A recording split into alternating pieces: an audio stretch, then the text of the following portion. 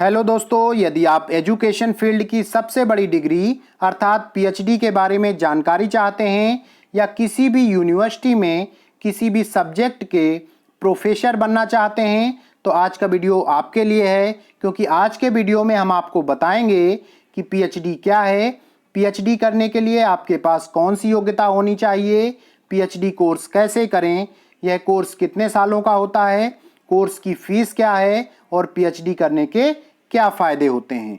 तो दोस्तों, ऐसी ही यूजफुल वीडियोज को देखने के लिए जल्दी से वीडियो को लाइक और चैनल को सब्सक्राइब कर लीजिए।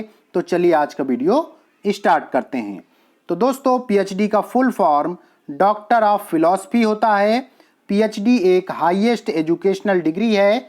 न्यू एजुकेशन पॉलिसी के अनुसार पीएचडी कोर्स फुल टाइम ही करना होगा, अर्थात जॉब करते हुए नहीं कर सकते हैं। न्यू एजुकेशन पॉलिसी आने से पहले यह सुविधा पार्ट टाइम में भी उपलब्ध थी, अर्थात जॉब करते हुए भी आप कर सकते थे।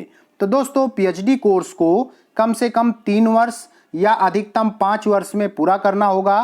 पीएचडी बहुत ही पॉपुलर कोर्स है, जिसे करने के बाद आपको डॉक्टरेट की उपाधि मिल जाती है, अर्थात आपके नाम के साथ डॉक्टर का टाइटल लग जाता है और आप अपने सब्जेक्ट के एक्सपर्ट बन जाते हैं।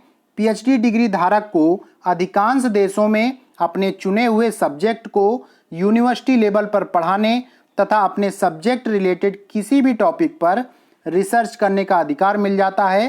पीएचडी करने के बाद आप देश विदेश में एक अच्छी सैलरी वाली जॉब और सम्मान पा सकते हैं। तो दोस्तों, अब पीएचडी के लिए आवश्यक योग्यता के बारे में जान लेते हैं कि आपके पास कौन कौन सी योग्यताएं होनी चाहिए। तो सबसे पहली महत्वपूर्ण बात है कि पीएचडी करने के लिए आपके पास रिलेटेड सब्जेक्ट में, अर्थात जिस सब्जेक्ट में आप पीएचडी करना चाहते हैं उस सब्जेक्ट में मास्टर डिग्री होनी चाहिए आपके पास, अर्थात पोस्ट ग्रेजुएट डिग्री होनी चाहिए।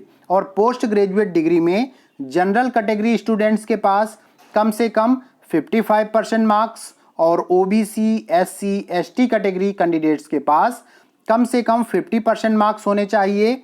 जैसे कि यदि आप लॉ सब्जेक्ट में पीएचडी करना चाहते हैं तो आपके पास एलएलएम डिग्री होनी चाहिए और एलएलएम में जनरल कैटेगरी कैंडिडेट्स के 55% मार्क्स तथा ओबीसी, एससी, एसटी कैंडिडेट्स के कम से कम 50% मार्क्स होने चाहिए। तो चलिए जान लेते हैं कि पीएचडी कैसे करें।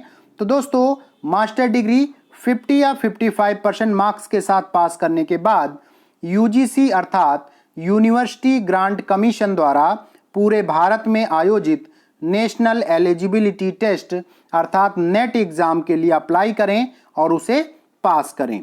यूजीसी नेट एग्जाम क्लियर करने के बाद जो एंट्रेंस एग्जाम होना है उसके लिए आप एलिजिबल हो जाएंगे पीएचडी के एंट्रेंस एग्जाम के लिए।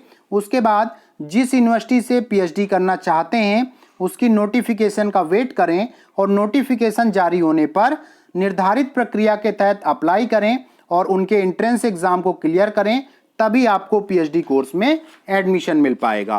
तो चलिए जान लेते हैं कि कितना खर्च आएगा पीएचडी कोर्स को करने में। तो दोस्तों, सभी यूनिवर्सिटीज़ में पीएचडी कोर्स करने की जो फीस है और दूसरे जो खर्च हैं अलग अलग होते हैं, परंतु यदि आपकी उम्र 30 वर्ष या उससे कम है और यूजीसी नेट एग्ज़ाम में बहुत अच्छे मार्क्स लाते हैं आप, तो आप जेआरएफ अर्थात जूनियर रिसर्च फेलोशिप के लिए क्वालिफाई हो जाएंगे। उसके बाद सरकार आपको पीएचडी कोर्स करने के लिए लगभग 27 लाख रुपीस का पैकेज देती है, जिससे कि आप अपनी पीएचडी की पढ़ाई पूरी कर सकते हैं और उससे रिलेटेड जो भी खर्च हैं उससे कर सकते हैं। अन्यथा यूजीसी नेट एग्ज़ाम देने की कोई उम्र नहीं है और आप यूजीसी नेट एग्ज़ाम क्लियर करने के बाद अपने खर्च पर पीएचडी कोर्स की पढ़ाई और रिसर्च पेपर तैयार कर सकते हैं। पीएचडी की पढ़ाई और रिसर्च पेपर तैयार करने में आपको मोटी रकम खर्च करनी पड़ेगी और यह रकम लाखों में हो सकती है। तो दोस्तों, पीएचडी करने के फ़ायदे क्या होने वाले हैं? तो सबसे पहला फ़ायदा है कि पीएचडी करने के बाद आप किसी भी सरकारी या प्राइवेट यूनिवर्सिटी में प्रोफेसर बनने के लिए एलिजिबल हो जाते हैं। दूसरा है, किसी भी सब्जेक्ट से पीएचडी करने के बाद डॉक्टरेट उपाधि मिलने के कारण आपको अपने नाम में डॉक्टर टाइटल लगाने का अधिकार मिल जाता है। पीएचडी करने के बाद आप अपने सब्जेक्ट के एक्सपर्ट हो जाते हैं, इसलिए आप रिसर्च कर सकते हैं और अपनी बुक्स पब्लिश कर सकते हैं। इस प्रकार से पीएचडी कोर्स करके आप अपने करियर को अधिक ऊंचाइयों तक ले जा सकते हैं। तो दोस्तों, आज का वीडियो कैसा लगा जरूर बताएं। बहुत बहुत धन्यवाद।